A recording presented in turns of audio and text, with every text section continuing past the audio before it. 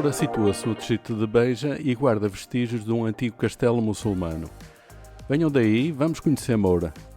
A palavra Moura transporta-nos à época da dominação árabe da Península Ibérica. As Mouras encantadas são seres fantásticos com poderes sobrenaturais dos folclores português e galego. A princesa Moura é uma muçulmana encantada que habita um castelo e apaixona-se por um cavaleiro cristão dos tempos da Reconquista. Aqui em Moura, o brasão da vila contém a imagem da lenda de uma princesa Moura, a Moura Salúquia, que morreu ao saltar da torre. Só que neste caso, em vez de ser um cristão, o amor da Moura Salúquia é um mouro. Não deixa de ser curiosa a semelhança deste brasão de Moura com a carta número 16 do tarot, chamado A Torre. O morro onde se localiza o castelo foi habitado desde pelo menos a Idade do Ferro, durante a ocupação romana, visigótica, muçulmana e depois com a reconquista cristã. O castelo foi sendo alterado nos séculos XIII, XIV, XV, XVI, XVII e XIX. No Morro do Castelo existem várias nascentes de água termal com propriedades benéficas para o sistema digestivo e renal, reconhecida cientificamente nos meados do século XIX como água equivalente à água de Vichy. A partir de 1899, esta água passa a ser engarrafada e vendida no mercado até aos dias de hoje, conhecida atualmente como Águas do Castelo. Em 1901 é inaugurado o edifício termal, que funciona até aos dias de hoje. O chafariz monumental das Três Bicas foi construído em 1815 em mármore branco de Estremoz e esconde um sistema de captagem das suas águas por galerias que poderão ser do período islâmico.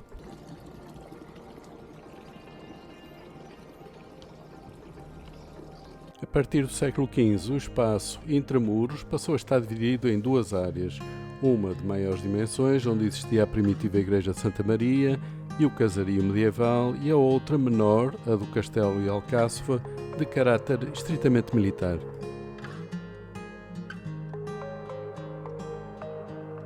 Depois iremos conhecer de perto estas quatro zonas, a cidadela, a alcáçova e as zonas mais importantes do centro histórico, incluindo a antiga mouraria.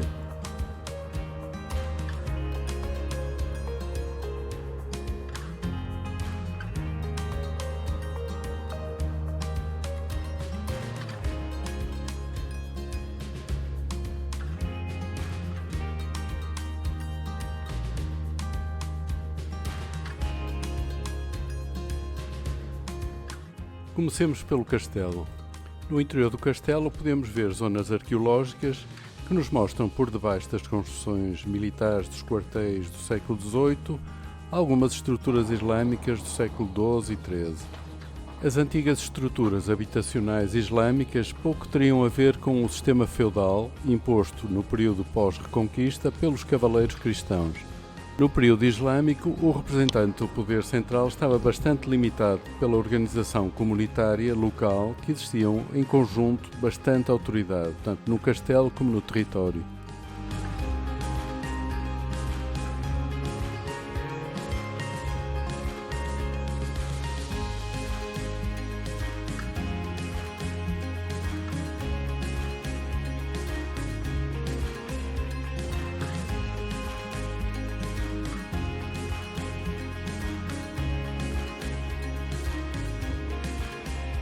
No interior do recinto amuralhado fica a ruína do convento das Dominicas, construído no século XVI, aproveitando a anterior igreja de Santa Maria e as fundações da mesquita. Este antigo convento foi destruído pelo terremoto de 1755, do qual foi reconstruída apenas a igreja.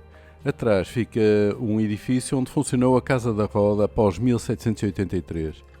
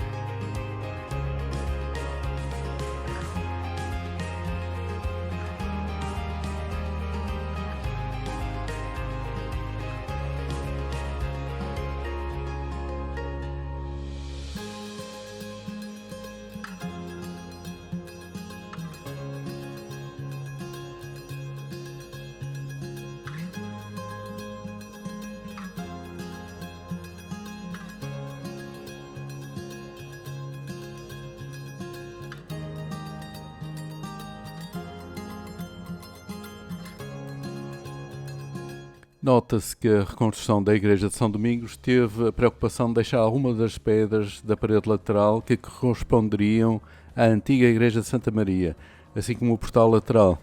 Essa igreja de Santa Maria era a antiga igreja matriz até à construção da igreja de São João Batista, fora da Vila Amuralhada, que vos irei mostrar.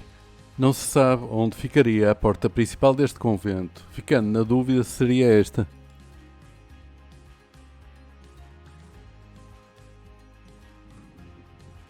Cada município tinha a seu cargo a criação das crianças abandonadas à nascença, cujos pais as largavam anonimamente, à sua sorte, junto a igrejas ou conventos. As crianças abandonadas na roda, geralmente de noite ou de madrugada, eram encaminhadas para amas que as criavam até à idade de 7 anos. A partir daí, teriam de procurar sustento trabalhando em herdades e quintas da região.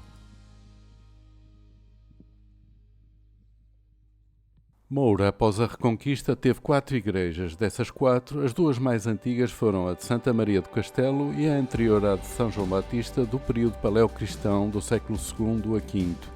No século XV, quando a vila começa a crescer para fora da muralha e a igreja de Santa Maria se torna pequena, houve a necessidade de criar uma igreja matriz maior, e aí surge a de São João Batista no lugar da anterior ermida paleocristã. A igreja de São João Batista é especial. Ela faz parte das igrejas paroquiais levantadas na mesma época com o apoio do rei Dom Manuel I e dentro desse grupo de igrejas as que têm um púlpito exterior.